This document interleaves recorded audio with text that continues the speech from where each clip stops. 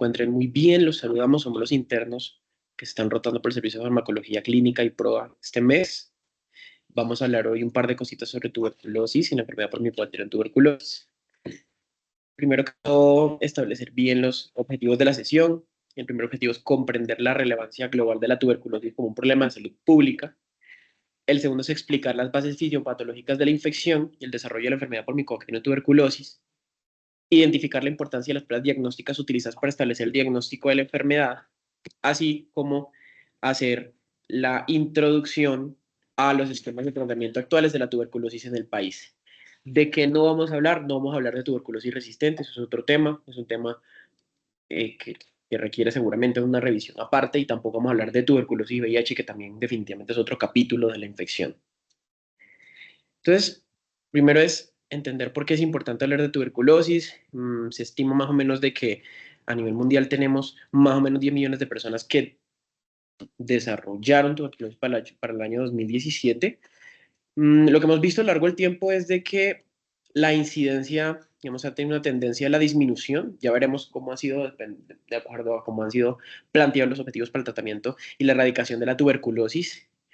Lo otro que es llamativo es que hay un subregistro en los pacientes que se encuentran con la enfermedad. Y lo otro, el fenómeno de COVID-19, lo hablaremos. Y más que entender que 10 millones de personas están infectadas por Mycobacterium tuberculosis, es entender que la mortalidad es cercana a 1.5 millones de personas. Entonces eso nos trae a cotación que es un problema de salud pública que es importante tenerlo en cuenta. Si vemos en la gráfica de la derecha, lo que hemos visto básicamente es que a lo largo del tiempo hay una tendencia a la disminución de los casos de tuberculosis, ¿sí? Ya veremos un poco más porque esto es algo que es tomado de la Mandel, esto es algo viejito, es del 2015, no es tan reciente. Vamos a ver un poco de unas cifras, creo que son un poquito más actualizadas. Entonces, entender cómo estamos con respecto a la estrategia para la erradicación de la tuberculosis estaba planteada para el año 2025. Esta gráfica la traje puntualmente para decir dos cositas. Lo primero es que nosotros, digamos, como objetivo, se propuso una disminución de los casos, o de la incidencia de la tuberculosis en un 50% de los casos. Sin embargo, estamos muy lejos de eso, una reducción del 8.7, podríamos decir un 10%, o sea, cercano al 10%. Sin embargo, estamos muy lejos de alcanzar ese objetivo, ¿sí? Lo otro es que en términos de mortalidad sí hemos demostrado que hemos tenido un impacto, sobre todo porque, bueno, aunque el comportamiento en mortalidad sí ha sido más o menos similar a lo largo del tiempo, se estimaba, digamos, entre los objetivos del tratamiento y del seguimiento de la tuberculosis era que disminuyéramos un 75% de la mortalidad en estos pacientes. Sin embargo, hemos solamente logrado un 20%. Lo que sí, en definitiva, ha sido algo muy llamativo para nosotros en comparación con el último reporte que había antes para la tuberculosis, que fue uno o 2 años previo a esto, antes de la pandemia, era cuántos pacientes estaban tratados por tuberculosis. Se estimaba, y digamos, el objetivo del tratamiento era que cubriéramos más o menos 40 millones de pacientes. Entre el año 2018 y 2022 hemos logrado el 84% de la cobertura de lo propuesto.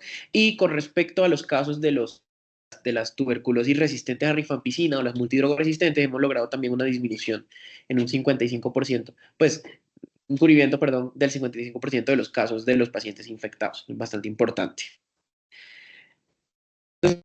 Esta gráfica es importante porque, claro, hemos entendido que la tuberculosis es un problema de salud pública porque tiene una alta carga de enfermedad y porque tiene, digamos, además de una alta carga de enfermedad, una alta mortalidad, y eso es importante. Pero otro es entender dónde está la tuberculosis. En definitiva, Colombia no es el país que más representativamente tenga tuberculosis en el mundo. Sin embargo, nos encontramos en un país, digamos, considerado como una incidencia intermedia.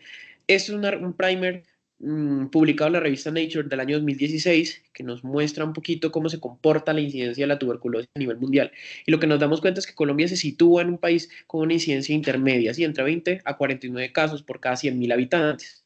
Lo cual, pues, en otras, digamos, este es un primer publicado en el año 2024 de la revista Nature, que habla sobre el comportamiento de la enfermedad por Mycobacterium tuberculosis resistente a rifampicina, multidrogoresistente en el mundo. Y aquí, si nos damos cuenta y vemos la gráfica, Colombia, a pesar de no ser el país que mayor tasa de resistencia antimicrobiana pues tenga, digamos, a nivel mundial, nos encontramos inclusive con un número de casos los cuales no son despreciables. Entonces eso también nos trae otro problema, y es que no solamente se trata de que la infección por tuberculosis sensible es prevalente en el país, sino que además de ser prevalente en el país, estamos viendo también una tendencia al aumento y a la detección de los casos de resistencia antimicrobiana en los casos de tuberculosis. Por otra parte, ¿cómo se ha comportado, digamos, el reporte de la tuberculosis hasta hoy? Digamos, hasta hoy, en el año 2024 acá en Colombia, pues lo que hemos visto básicamente es una tasa de incidencia que ha venido en aumento. Con seguridad, lo que teníamos más o menos establecido es que para el año 2019 diagnosticamos a un cierto grupo de pacientes. Sin embargo, la pandemia tuvo ciertas implicaciones en la tasa de diagnóstico de los pacientes. Lo hablaremos después, pero digamos que eso va relacionado más que todo es con la identificación del paciente sintomático respiratorio, sobre todo porque era un poquito más difícil en la época de la pandemia, lo cual representó una disminución en la tasa de la tasa de detección de los pacientes. Con el paso del tiempo, lo que hemos visto es una tendencia al aumento, digamos, en la tasa de detección de los pacientes, y lo cual, pues, es bueno, sobre todo porque lo veremos, digamos que eso lo reporta inclusive dentro del caso de los reportes epidemiológicos, que es también por cómo hemos abierto el abanico de las pruebas moleculares para el diagnóstico y seguimiento de los pacientes, pues, cuando tienen sus indicaciones, ¿sí? Por el momento hemos reportado 9.542 casos de tuberculosis, de los cuales 255 casos son de tuberculosis de resistencia a la rifampicina, multiresistentes en Colombia. Y acá en la derecha, digamos, la imagen que tenemos acá es la variación porcentual que ha tenido, digamos, con respecto a las tasas de incidencia al año. Ahora bien, ¿qué otra cosa importante? Pues digamos que lo otro que es llamativo, esto es el evento de tuberculosis para el año 2022 por el Ministerio de Salud. Lo que ellos proponen es que se estableció una meta de detección de 200.000 pacientes. Sin embargo, para el año 2021 solamente pudimos identificar 140.000 pacientes. Eso lo que implica es que tenemos una detección del 67.1% de los casos estimados en el país. Lo que decíamos antes, y es que seguramente estará relacionado más bien es con una dificultad para captar al paciente sintomático respiratorio por el fenómeno de la pandemia además. Sin embargo, llama la atención es que nos encontramos seguramente ante un registro de los casos estimados de tuberculosis en el país. ¿Cómo se comportó eso en el mundo? Pues lo que veíamos, básicamente había una tendencia al aumento de la notificación de los casos en el mundo. Sin embargo, para el año 2020 hubo una disminución considerable en esta identificación de los pacientes, que con el tiempo hemos visto una tendencia al aumento. Mm, Entender que obviamente eso tuvo un comportamiento en general a nivel mundial, en todas las regiones del mundo. Sin embargo, por ejemplo, lo que podemos ver en África, que seguramente es una de las regiones con mayor prevalencia de tuberculosis en el mundo, hubo una disminución. Sin embargo, la disminución no fue tan significativa en comparación con los otros continentes que hemos tenido, ¿sí? Y digamos que lo mismo, a partir después de que acaba la pandemia, hemos visto un aumento de la notificación de los casos por tuberculosis. Asimismo, la tuberculosis, digamos, se ha comportado en términos de mortalidad un poco variado acá en Colombia. Lo que hemos visto básicamente es que, primero, no estamos cerca de la meta de mortalidad, digamos, en Colombia. Indiscutiblemente estamos un poco lejos. Y lo otro llamativo es que el efecto pandemia, como tuvimos tanta dificultad, pues, para diagnosticar a los pacientes, o los diagnosticamos muy tarde, cuando ya digamos, aumentaba la transmisibilidad de la enfermedad, cuando aumentaba la tasa de mortalidad de los pacientes. Entonces, para el año 2022 se estimó más o menos una tasa de mortalidad de 2.6 por cada 100.000 habitantes en Colombia. Eso, si miramos la gráfica de manera retrospectiva, lo que veremos básicamente es que es la segunda tasa de mortalidad más alta en 20 años. Eso lo que puede suponer es que básicamente hay un retroceso de 15 años en el manejo de la enfermedad en términos de mortalidad. Y es algo bastante importante porque nos pone las alertas de que toca realmente hacer intervenciones para recuperar rápidamente qué fue lo que ocurrió, digamos, con el efecto pandemia. Entonces, bueno, ya hablando con respecto a la fisiopatología, entonces, bueno, algunos aspectos generales en cuanto al Mycobacterium tuberculosis. Inicialmente decir que es una gran familia de Mycobacterium y vamos a tener unas bacterias que van a ser, pues, las que entran dentro del... Ay, perdón, mi micrófono, seguimos con... Ok. Dentro de las cuales tenemos el Mycobacterium tuberculosis, que básicamente va a ser un bacilo que va a ser delgado y largo y va a tener una configuración ácido alcohol resistente. Y este va a ser dado porque en su membrana tiene una gran cantidad de lípidos, tiene sobre todo ácido micólico, ceras, y digamos que esto es lo que le va a dar una propiedad ácido alcohol resistente, que finalmente lo que va a explicar es que cuando se intente hacer una tinción de Gram, pues no se va a pintar, y es por esto que para la identificación necesitamos técnicas especiales como la de Silinex. Además de esto, son bacterias aerobias estrictas, que después vamos a ver más adelante como en cuanto a las manifestaciones clínicas y hasta los hallazgos radiológicos, el lugar como en donde se va a empezar a localizar la bacteria, justificando esto, que son aerobios estrictos. Tienen una lenta multiplicación y además no producen toxinas. Ya en cuanto a la transmisión, entonces básicamente va a provenir de una persona que se tenga contacto con un caso que sea infeccioso y pues va a ser a partir de microgotas de saliva, que tengan tos, estornudos, y bueno, incluso al hablar. También está descrito que puede ser por lesiones en la piel, mucosas, que tengan secreciones que estén contaminadas con estos bacilos. Y pues a partir de esto es que se va a dar como tal esta transmisión de la que estamos hablando. Acá les pongo un poquito de los componentes que también explican que también sea como una bacteria tan resistente y tenga como esta forma. Entonces, lo que les hablaba de las propiedades del alcohol resistente por los lípidos, la cantidad de polisacáridos que le da toda esta respuesta de hipersensibilidad, el hipoarabino manano, que al final pues, va a tener gran responsabilidad en cómo se pega a los linfocitos y cómo genera como todo con respecto a la patogenia, y las proteínas que también. El periodo de incubación va a ser de 4 a 12 semanas, entonces por eso es que finalmente uno pudo haber estado expuesto a algún caso pues como infeccioso de tuberculosis y mucho tiempo después tener manifestaciones o incluso no tenerlas, que más adelante pues puedo explicar cómo se hace. ¿Sí? Entonces, bueno, apenas ingresa el bacilo, va a ser a través de la vía aérea, digamos que se va a encontrar con un montón de barreras naturales donde tenemos los cornetes y las vibrisas, el epitelio traqueobronquial, todo esto es antes de que llegue, pues obviamente a los alveolos, que es en donde va a generar como todo el proceso.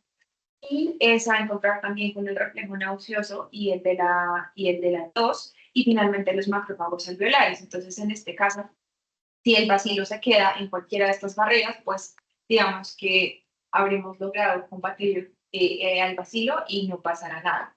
Pero si por el contrario, este atraviesa los cornetes, las fibrillas, el epitelio traqueobronquial y finalmente llega pues al espacio alveolar, lo que va a hacer básicamente es buscar estar dentro de los macrófagos. Entonces, digamos que ese es el método de atacarlo por parte del cuerpo, pero al final es lo que el bacilo está buscando para poder reproducirse y crecer.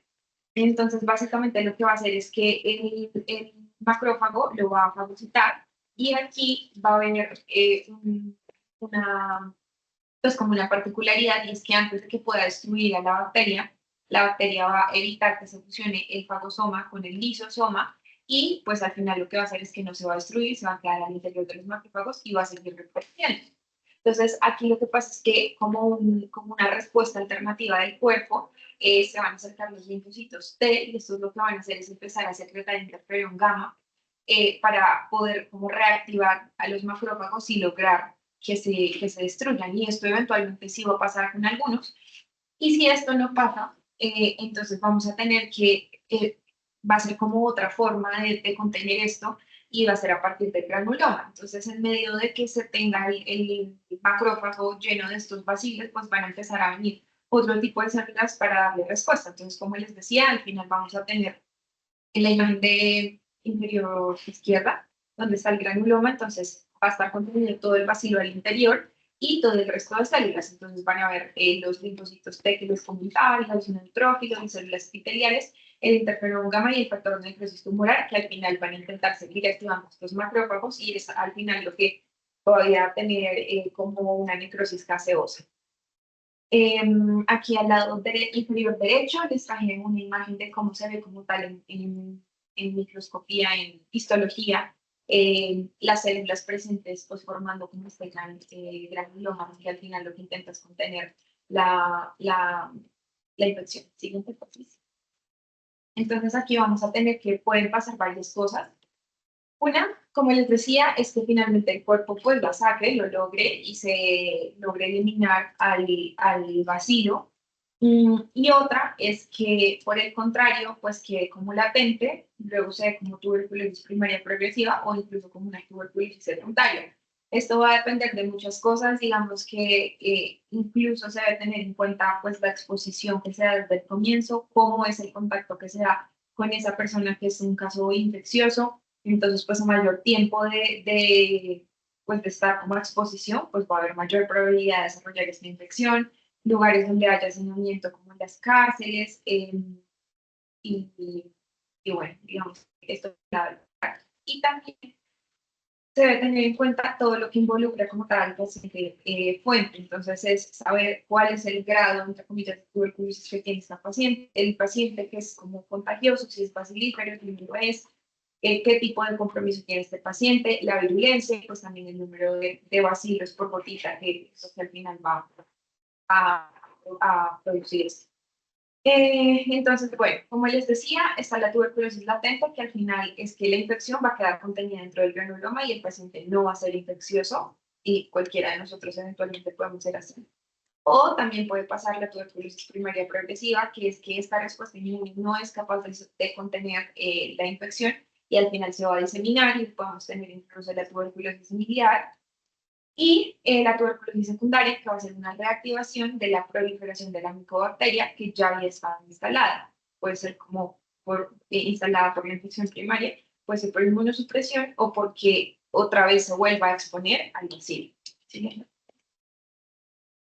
Entonces, bueno, como les decía, en cuanto a la tuberculosis latente, básicamente va a pasar es una enfermedad, obviamente estamos hablando de una enfermedad infectocontagiosa, que sea un paciente que no había estado previamente expuesto a esto. Esta suele ser asintomática, como les decía, se contiene en el granuloma, donde hay gran cantidad de linfocitos TCD4, y digamos que aquí también uno empieza a ver la relación que hay con toda la fisiopatología del VIH, y porque también uno piensa que están tan interrelacionados. Y bueno, entonces lo que pasa acá es que puede haber una reactivación como propia dicha o porque se reinfecta, es decir, que se vuelva a exponer al bacilo. Entonces, en este tipo de infecciones, básicamente la afección va a ser de los lóbulos superiores y esto es por lo que les contaba al inicio, porque se trata de bacilos que son aerobios. Entonces, si miramos todas las zonas de perfusión, ventilación, las zonas de West, pues finalmente se va a ser el lugar donde va a estar mejor ventilado y peor profundido, pues van a crecer mejor ahí. Aquí hay que tener en cuenta que también esa reactivación va a estar dado por todos los factores de riesgo, como es el VIH, la enfermedad renal crónica, el uso de corticoides, linfoma, pacientes con diabetes mellitus, tabaquismo y al final cualquier cosa que pueda comprometer la inmunidad. Y también puede generar cavitaciones sin infección ganglionar, que pues es finalmente lo que también está viendo en la radiografía, que tiene compromiso de los ápices pulmonares y pues ahí genera cavitaciones. Este puede generar diseminación y pues su severidad es variable. Digamos que aquí hay algunos términos que al final son como muy teóricos y muy de la descripción de la enfermedad, pero pues tenemos el foco de Gone, el complejo de Gone y el complejo de Rankin. Entonces el foco de Gone se refiere propiamente al granuloma, perdón, como no me di cuenta y eso está un poco chiquito, pero bueno, el foco se refiere a eso. El complejo de Gone es cuando ya hay una lesión parenquimatosa y hay una afección ganglionar también, y el complejo de Rankin va a ser la calcificación de ese complejo de Gone. Siguiente, profesor. Ya en cuanto a la infección primaria progresiva, entonces básicamente va a haber una liquefacción del granuloma, va a haber toda una destrucción del parénquima, pues porque al final el cuerpo está tratando de destruir el bacilo, pero en medio de destruir el bacilo, pues también destruye el parénquima y hace que el bacilo tenga una diseminación por vías respiratorias y también linfática, e incluso después vamos a ver que hematógena. Entonces esto es común en pacientes que tienen VIH también en niños.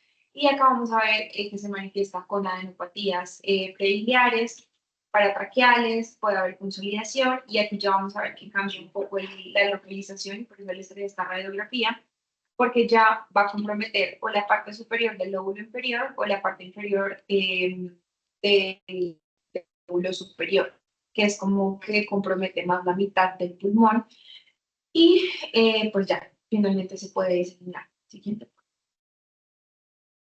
Y ya en cuanto a las afecciones que son extrapulmonares, entonces básicamente la tuberculosis puede comprometer cualquier órgano y cualquier parte del cuerpo, aunque principalmente puede haber linfadenitis y pleuritis. Entonces la linfadenitis usualmente se manifiesta como un ganglio supraclavicular o cervical, que después se fistuliza y esto se conoce como una escrópula, que es la imagen inferior, la más de abajo. También como una pleuritis, que puede comprometerse también con empiema, la genitourinaria, que básicamente va a comprometer pues el riñón y se va a manifestar como una urea estéril ácida, pero también puede generarse meningitis o tendinitis. La esquelética, que vamos a conocer como la enfermedad de Pott, que básicamente es el compromiso de las vértebras lumbares, y es la imagen como superior, y donde hay una resonancia. Básicamente lo que va a pasar aquí es que el bacilo va a seguir toda la propagación hematógena que les comentaba hasta llegar al hueso y va a comprometer sobre todo lo que sea más esponjoso de los cuerpos vertebrales. Y también esto porque es rico en el plexo vascular, entonces también hay mayor forma de llegada. Va a destruir los discos y como toda la zona paradiscal, y esto va a contribuir a que haya una cifosis importante. Entonces, por eso uno ve a los pacientes que tienen enfermedad de Pott con esa cifosis de esa forma. Incluso se han encontrado como, esta es una de las enfermedades más antiguas, entonces se han encontrado incluso momias que tienen esta cifosis y partiendo de ahí es que han empezado a estudiar y se han dado cuenta que lo que tenían era tuberculosis y finalmente la enfermedad de Pott. También puede producir abscesos paraespinales, compromiso óseo en general, y todo esto va a generar pues toda la sintomatología neurológica. También puede haber compromiso a nivel del sistema nervioso central como meningitis o como tuberculomas, también gastrointestinal. Puede haber compromiso del pericardio, que digamos, si bien es una pericarditis aguda, a posterior también puede generar una pericarditis constrictiva. Y digamos que lo más grande que produce esta diseminación es la tuberculosis miliar o diseminada, que son las imágenes de la mitad. Está la radiografía que tiene como este patrón puntiforme que es tan característico, y también vamos a tener que puede haber compromiso sistémico, hepático y pues también del vaso. Y finalmente en cualquier parte voy a encontrar este patrón de enfermedad.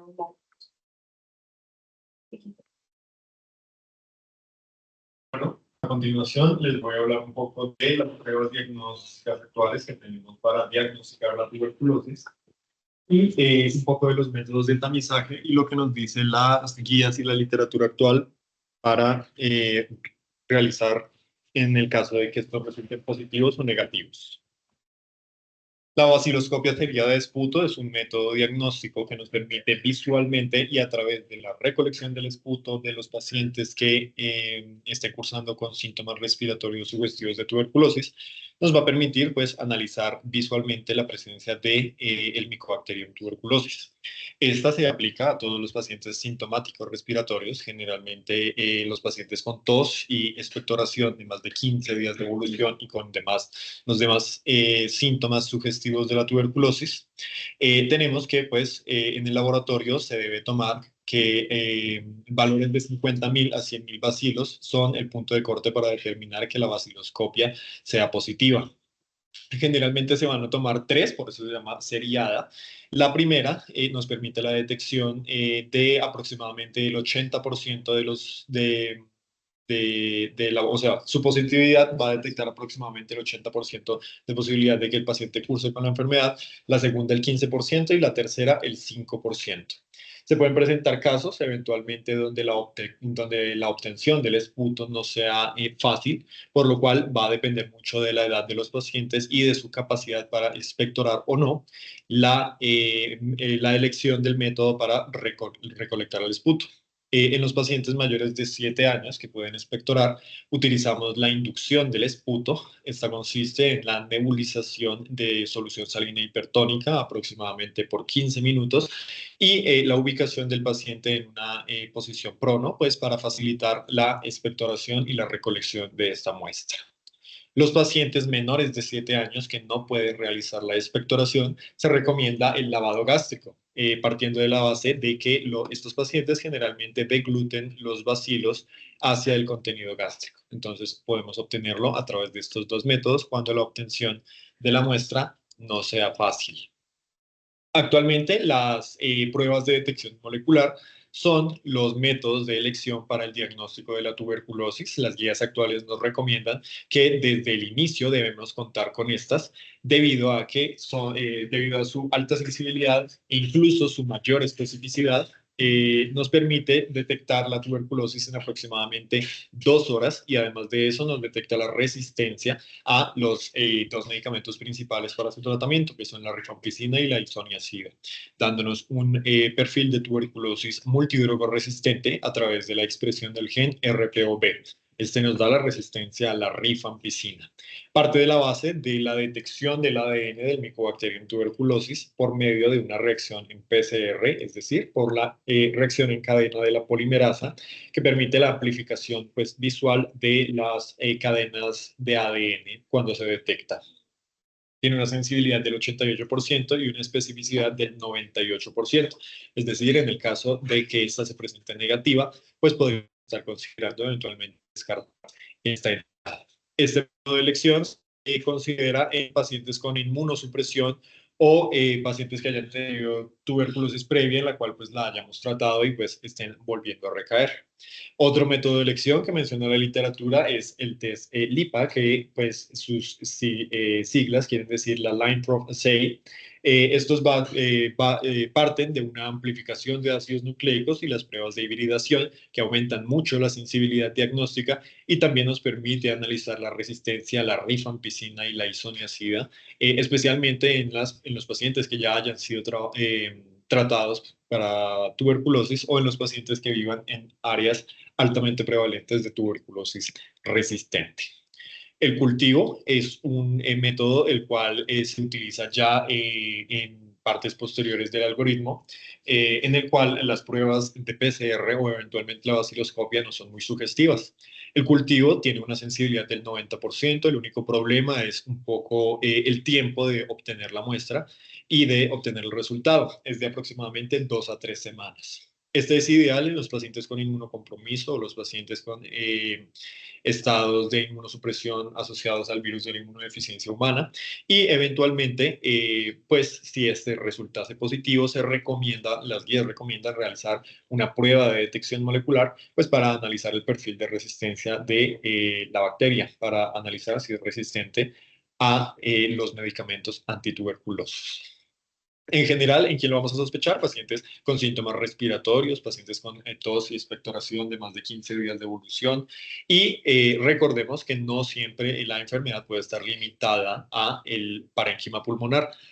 La tuberculosis extrapulmonar se asocia en aproximadamente el 10 al 20% de los casos. Se sospecha en pacientes con inmunosupresión severa, como el caso del virus de la inmunodeficiencia humana, ya en el estadio de SIDA. Se sospecha en los pacientes con hematuria, con diarrea persistente, pacientes con signos meningios, con signos eventualmente, como lo mencionábamos anteriormente, como el mal de Pot, adenopatías o hepatoesplenomegalia. Sin otra explicación, deberíamos estar sospechando eventualmente la tuberculosis extrapulmonar. La radiografía de tórax es un método adyuvante que nos permite adicionar la precisión, pues aumentar la precisión diagnóstica asociada a las pruebas microbiológicas. Las guías recomiendan la toma de una proyección PA y una proyección lateral y pues el análisis de los hallazgos sugestivos que pudieran estar indicando una infección activa por tuberculosis. Este va a ser un complemento para las pruebas microbiológicas y también sirve para una prueba de tamizaje, eventualmente los pacientes que vayan a requerir terapias inmunosupresoras. Se puede realizar simultánea o previa al estudio microbiológico. Los hallazgos sugestivos de la tuberculosis generalmente van a ser un compromiso en los ápices pulmonares. Sabemos que el Mycobacterium tuberculosis tiene una afinidad para el parénquima pulmonar adecuadamente ventilado, correspondiendo a la zona de West número 1. Cavitaciones con bordes adecuadamente definidos, como se observa en la imagen inferior.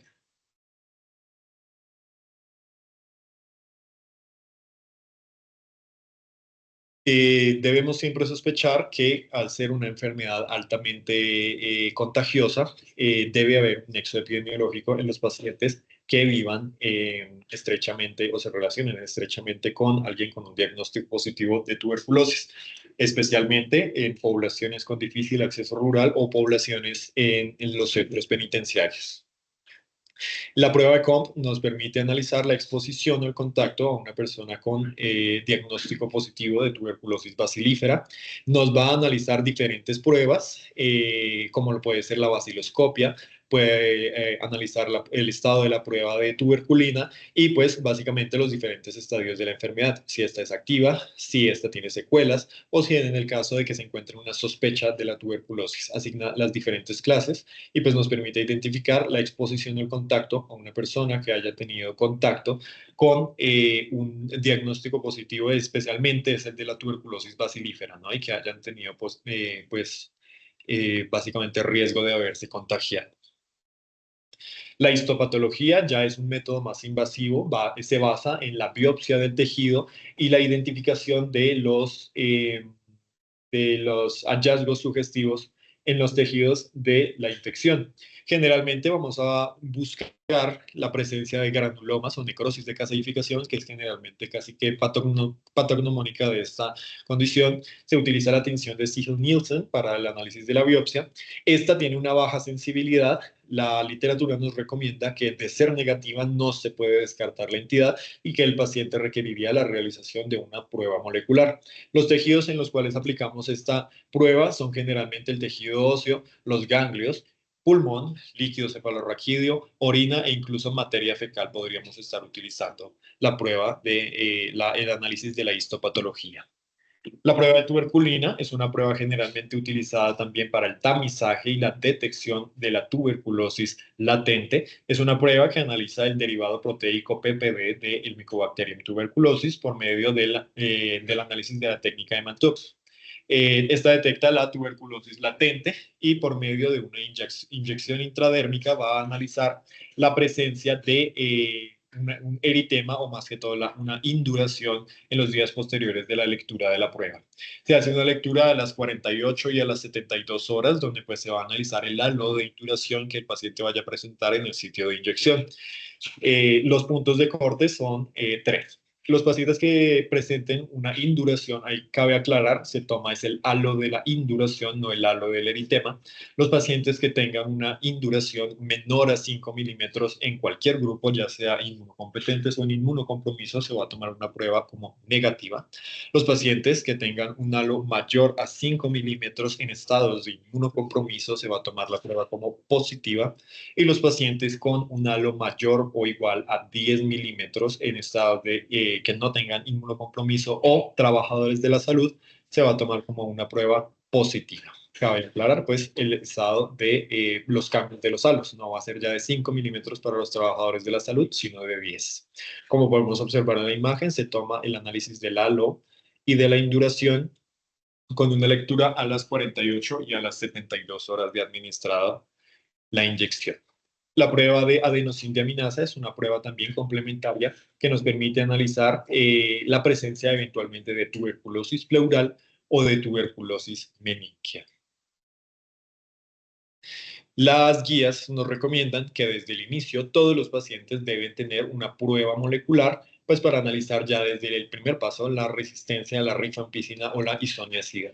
Todo paciente con tos y expectoración mayor a 15 días se le debe realizar una vaciloscopia seriada de esputo y una radiografía de tórax. En el caso de que estas sean positivas, se recomendaría la realización de la prueba PCR y en el caso de que estas sean negativas, podemos utilizar el cultivo y como mencioné anteriormente, el cultivo debe acompañarse de una prueba PCR para analizar el perfil de resistencia. Los pacientes que vivan en áreas rurales o en áreas de alta prevalencia de tuberculosis multidrogoresistente deberían tener una prueba PCR, un cultivo y una radiografía de tórax desde el inicio. El seguimiento a los pacientes con terapias inmunosupresoras debe hacerse con vaciloscopia y con cultivo.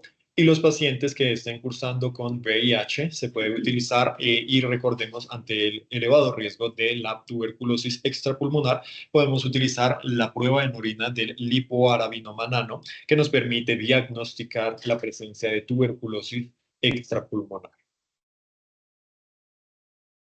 Básicamente vamos a analizar qué podemos hacer en el caso de que los diferentes, en el caso de que las diferentes pruebas diagnósticas presenten diferentes resultados. En el caso de una PCR positiva, deberíamos ya estar iniciando tratamiento. Si la PCR es negativa, pero si la vaciloscopia es positiva, también deberíamos estar iniciando el tratamiento en estos pacientes. Una PCR negativa con una vaciloscopia negativa, pero una radiografía sugestiva de tuberculosis, deberíamos iniciar tratamiento, pero también estar sospechando otros diagnósticos diferenciales, por lo cual deberíamos estar solicitando pruebas de extensión. Una PCR negativa con una vaciloscopia negativa, una radiografía de tórax normal, pero síntomas sugestivos, debería estarnos incluso descartando el diagnóstico de tuberculosis, pero pues solicitar pruebas de extensión para realizar diagnósticos diferenciales. Una PCR positiva, una vaciloscopia positiva, una radiografía de tórax positiva, pero un cultivo negativo, deberíamos estar verificando eventualmente las condiciones en las que se realizaron las pruebas y pues para el diagnóstico y análisis realmente de si estas se tomaron de forma adecuada. Entonces, una pregunta. Profe, ¿puede haber casos en los que la diapositiva anterior, puede haber casos en los que hay vaciloscopia negativa, prueba molecular negativa, en un paciente sintomático respiratorio, en quien yo, igual manera, porque bueno, sí, o sea, lo digo es porque la vaciloscopia pues, puede haber pacientes pausivacilares. Sí. La prueba molecular puede ser un paciente que la recolección de la muestra alveolar sea subóptima y lo otro es que la sensibilidad no es como regular. El paciente puede ser sintomático respiratorio. O sea, puede haber la posibilidad de cuando le iniciamos tratamiento en pacientes cuando estén comprometidos, digamos, hemodinámicamente, pacientes que estén en la unidad y vaya progresando la enfermedad. Ahí se inicia el tratamiento, se hace una notificación, obviamente. Se notifica a la secretaría y ellos también hacen una verificación del caso. Pero sobre todo es paciente que progrese y que comprometa su vida. Ahí le iniciamos el tratamiento. Y la indicación, por ejemplo, para lavado broncoalveolar en estos pacientes. Ideal. Podría Ideal, ser, ¿cierto? ideal siempre en este tipo de pacientes tener lavado broncoalveolar, que es, obviamente nos permite tener una muestra de mayor sensibilidad. ¿De acuerdo? Bien. Sigamos. Bueno, ahora vamos a continuar con el tratamiento. Entonces, principalmente, ¿qué pasa? Los objetivos que vamos a tener del tratamiento van a ser tratar como tal el Mycobacterium tuberculosis, prevenir la transmisión del mismo, la recaída de la enfermedad y también la resistencia antibiótica que como Jorge nos venía comentando se ha venido presentando. Hay un día internacional como tal en el que se está tratando la lucha contra la tuberculosis, que es el 24 de marzo. Ya la Organización Mundial de la Salud lo puso, pues lo estandarizó para ese día. Como el doctor lo decía, pues es importante tener una evaluación microbiológica para poder iniciar como tal el tratamiento. Sin embargo, hay casos específicos cuando la sospecha sea muy alta o cuando el paciente se encuentre en riesgo su vida pues por la condición, es mejor sobre riesgo-beneficio iniciar el tratamiento antituberculoso. También, como le explicaba Sergio, está el signo de Combe, que es el nexo epidemiológico. Entonces, si nosotros haciendo una buena anamnesis nos damos cuenta que el paciente ya ha tenido contacto con una persona que había sido previamente positiva para tuberculosis y aún así las pruebas no microbiológicas no les hacen positivas, pues también se podría poner sobre la mesa el inicio de los medicamentos. Por otra parte, entonces, pues no es de un tema a tratar en esta charla. Sin embargo, pues cuando hay una coinfección con VIH, se debe iniciar tratamiento de manera simultánea. En caso tal de que el paciente no venga con tratamiento antirretroviral, primero se tiene que dar tratamiento como tal antituberculoso y 2 a 8 semanas después se debe iniciar el tratamiento antirretroviral. Pues si ambos diagnósticos se hicieron al mismo tiempo, se recomienda que pues se haga como tal un estudio extenso de la enfermedad. Si los CD4 y el conteo da menor a 50, es inicial que se inicie antes de las 2 semanas o a las 2 semanas, no esperar hasta las 8. Sin embargo, pues esto se debe individualizar a cada paciente y ser tratado ya como tal por un especialista. Nuestra misión acá es sí o sí iniciar el tratamiento antituberculoso. Dentro de las barreras que más hemos visto a lo largo del tratamiento de la tuberculosis, encontramos el acceso para los mismos, los antituberculosos, ya que pues, muchas personas no viven en zonas alejadas del país donde no pueden tener acceso al mismo. Y también la adherencia. Muchas personas al ser varias pastillas no tienen esa adherencia de estársela tomando. y que el tratamiento como es durante 6 meses, pues los pacientes no suelen ser muy adherentes, lo que nos genera igual muchos conflictos, tanto en la resistencia antibiótica como en que no va a ser un buen tratamiento para su enfermedad y por ende no va a tener una resolución.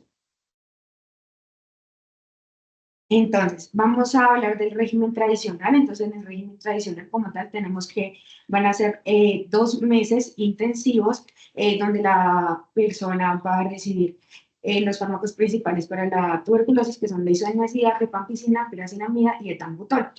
Entonces, básicamente, el esquema colombiano nos plantea esta tabla que vemos acá, que lo hace por miligramo kilogramo de peso, hay unos rangos entre paréntesis, entonces vamos a tener que la rifampicina lo manejan de 10 miligramos kilogramo, la isoniazida 5, la pirazinamida 25 y el etambutol a 15 miligramos kilogramo cada uno.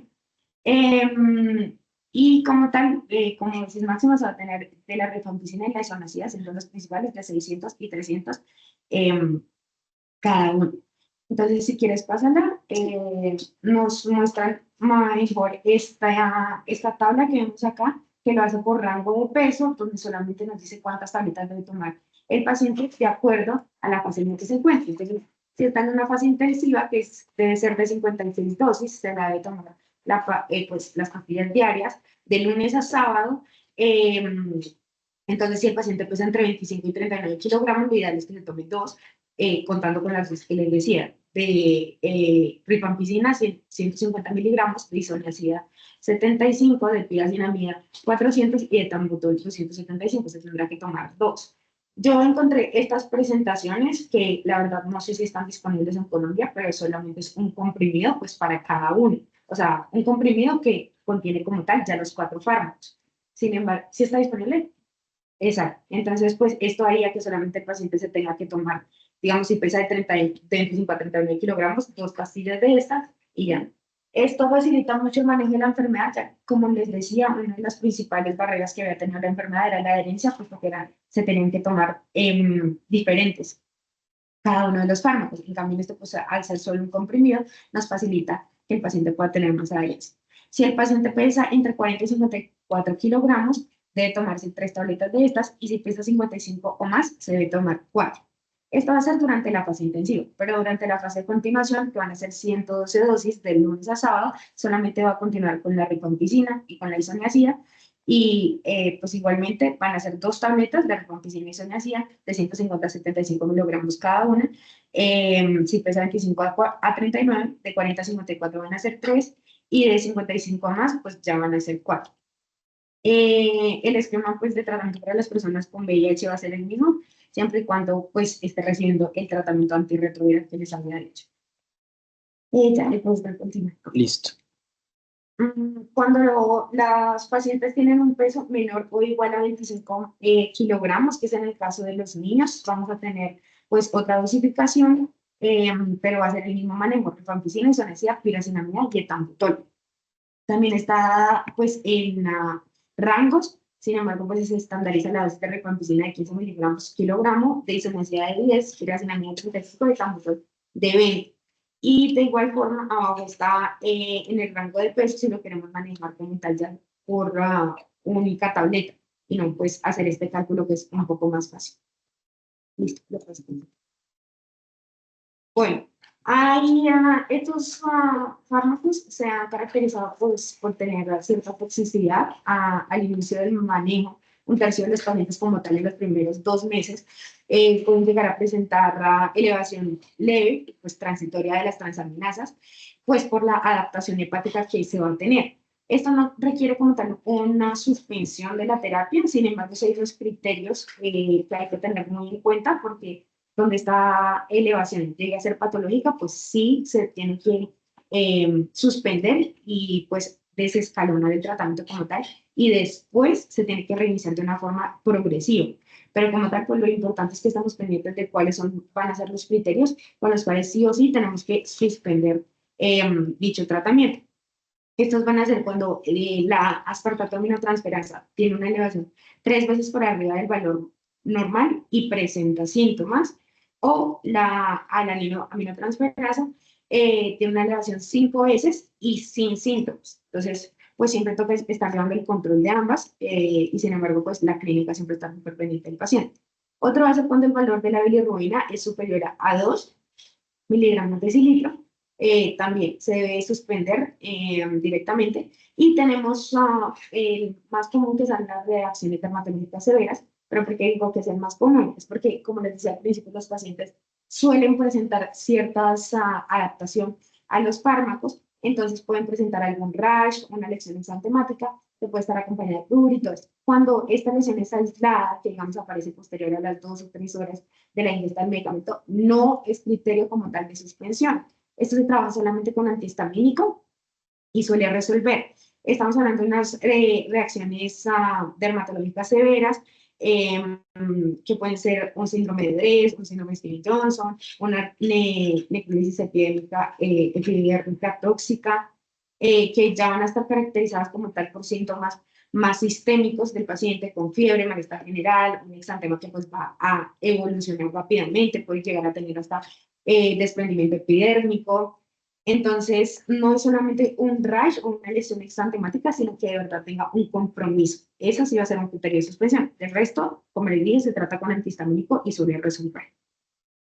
Tenemos otro esquema que pues principalmente el tradicional era el que les estaba mencionando, el régimen corto, que pues ya tiene que ser tratado como tal como un especialista en el tema. Es de 4 meses de rifapentina, no, ¿Sí? rifapentina y moxifloxacina. Entonces son 8 semanas intensivas y 9 semanas de continuidad. Entonces se van a cambiar eso, entonces, la rifapentina y la moxifloxacina. Entonces van a quedar 4 que van a ser la isoniazida, la rifapentina, la moxifloxacina y la piracinamida. Sin embargo, pues como tal, esto ya se va a tratar de una tuberculosis, pues tiene unas indicaciones específicas, y una tuberculosis multidrogoresistente que debe ser tratada como tal por un especialista. Y listo, esto era lo que les queríamos. Yo iba a contar algo sobre el esquema cortado. Sí. Eso fue un estudio que publicó New England, que sí, ellos lo que hacían básicamente es que cambiaban la rifampicina por rifapentina, que dejaban moxifloxacina y que quitaban el etambutol. Eso fue un estudio de no inferioridad. O sea, básicamente lo que ellos dijeron era, vamos a darle rifapentina y lo demás excepto el etambutol, ¿sí? Versus un esquema estándar por 6 meses y ver cómo le va a los pacientes. Entonces ellos lo que vieron básicamente es que a 12 meses, pues no había inferioridad realmente entre uno y otro. Lo que sí fue llamativo fue que o sea, no es inferior el tratamiento acortado a 4 meses, todavía no está representado en nuestras guías colombianas, pero pues obviamente como es un estudio hecho con moxifloxacina, pues la resistencia a las quinolonas allá pues es distinta a la que tenemos acá, es una cosa. Y lo otro es que o sea, no es tan extrapolable tampoco a la población con VIH, que a fin de cuentas la muestra no fue tan representativa. Entonces, por ejemplo, uno podría decir de que sí es algo que puede ser, es un esquema acortado, uno podría considerarlo en un paciente con tuberculosis de entrada, o puede ser, sí, pero habría que ver cómo es la resistencia local de más, y lo otro básicamente es que pues primero no, todavía no lo tenemos acá avalado como la resolución para manejar. Tenemos como opciones secundarias. Vemos que el esquema inicial es rifampicina, isoniazida, piracinamida y etambutol. Ahora, si el paciente empieza a tener hepatotoxicidad, o el paciente tiene resistencia, ¿cierto? O el paciente tiene falla renal, ya empieza a complicarse el paciente, que sería otra revisión, ¿cierto? Otra revisión de qué pasa en las condiciones especiales del paciente que tiene tuberculosis. Gestión de riesgo. Y entonces, ahí hay casos en donde uno dice, no, ya resistente, pero realmente hemos visto pocos casos. Lo que más hemos tenido problemas es que haya hepatotoxicidad. Pues si hay hepatotoxicidad, nos toca suspender toda la terapia y empezar a reiniciar progresivamente en la resolución colombiana. Pero hay pacientes que a pesar de eso pueden venir otra vez eleva. Entonces hay que irse a la segunda línea, ¿cierto? Donde están el moxifloxacina, ¿cierto? O levofloxacina, ¿cierto? Y etambutol, donde son los que menos tienen problemas de hepatotoxicidad. Y los otros casos es donde ya hay falla renal. Entonces, hepatotoxicidad más falla renal, se complica el paciente, casi siempre es un paciente que está en la unidad de contención. Y pues allí toca minalinezolid como opción, meropenem como otra opción, digamos, la misma levofloxacina pues la función renal. Entonces, claro, ahí el mismo etambutol, ¿de acuerdo? Para tratar, digamos, de ya optimizar e individualizar la terapia. siempre consultar al grupo de tuberculosis de Cundinamarca, digamos que nosotros tenemos un grupo de referencia de Cundinamarca, se remite el caso, ellos revisan y siempre orientan, ¿cierto? Entonces se trabaja en ese sentido. Bueno, listo, preguntas adicionales. No, pero